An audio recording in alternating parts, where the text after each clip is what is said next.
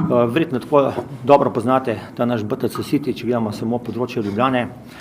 Nekdanja javna skladišča, kajti tudi sam sem se zaposlil v javnih skladiščih pred 35 leti in največji naš fenomen je, predvsem sociološki, da smo naredili to veliko transformacijo, poslovno preobrazbo, programsko prenovo nekdanjih javnih skladišč v eminentni, fenomenalni BTC City, ki je danes trenutno eden vodilnih na evropski sceni, tako v poslovnem, nakupovalnem, kot zabaviščnem in kulturnem smislu. To je veliko priznanje za vse naše zaposlene, ker smo vsi skupaj zrasli iz javnih skladišč, tudi znanja smo imeli predvsem logistična, ne pa, da smo šli v tole nenavadno zgodbo, ki je postala pač unikatna.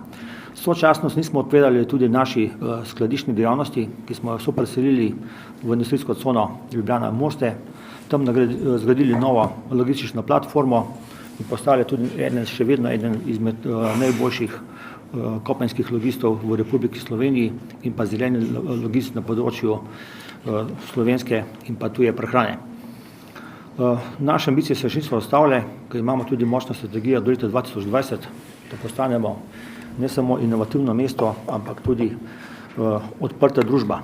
To pomeni, da poleg obiskovalcev, ki nas letno jih obišče samo v Ljubljani 21 milijonov ljudi, da bomo še močneje sodelovali z mladino, z starejšo populacijo, znanstveniki, izobraženci in pa poslovni partnerji, ki imajo še dodatno nove izzive, nove impulze, ki si želijo dodatnih prebojev, tako na mednarodnem, kot pa na slovenskem področju.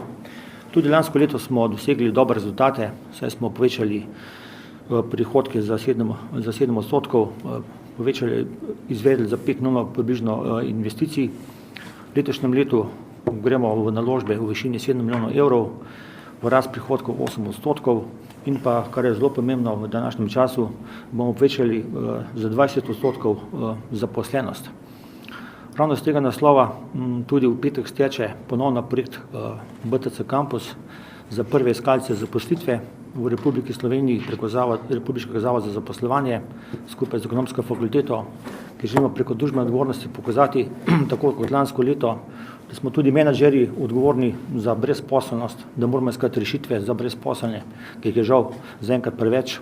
In lani se nam je uspelo 50% teh prvih iskalcev, ki so bili v tem kampusu, visoko izobraženih arhitektov, ekonomistov, pravnikov, tehnologov, tudi nekako najdeti prve službe in pa prvo delo.